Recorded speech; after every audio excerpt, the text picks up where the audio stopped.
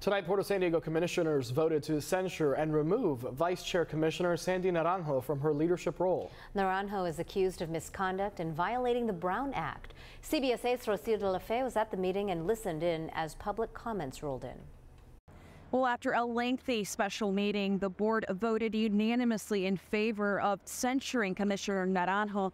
And after calls from the public to be more transparent, the board agreed to release a redacted version of the report tomorrow. Motion passes unanimously. The Port of San Diego commissioners has voted to censure Sandy Naranjo and strip away her role as vice chair. This is a very difficult situation. It's unprecedented at the Port of San Diego. The board heard from dozens of public comments. The overwhelming majority were in support of Commissioner Naranjo. These allegations are vague, opaque, anonymous, and not only deprive Ms. Naranjo of constitutionally guaranteed due process rights, but it strips National City of any meaningful representation on this commission. This process lacks transparency, is being rushed without sufficient notice to the City of National City and community members. Naranjo, who was sworn in 2021, represents National City. Those who spoke out against the vote said they believe the board's action was premature and that Naranjo is a trusted community leader. This is an obvious attempt to retaliate against my client because she dared to speak out. This is not an attack solely on the commissioner, but an entire community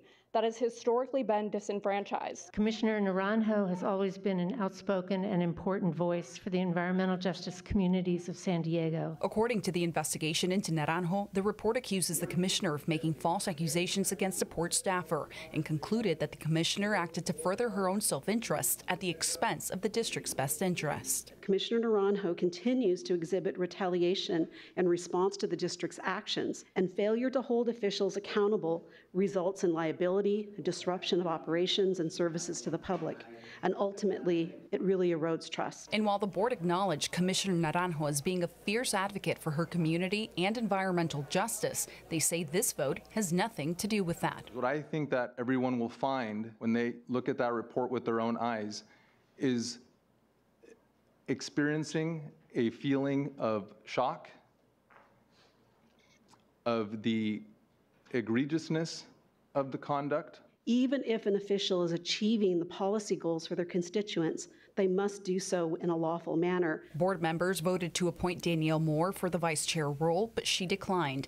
A redacted version of the report is expected to be made public sometime tomorrow. Rocio de la Fe, CBS 8.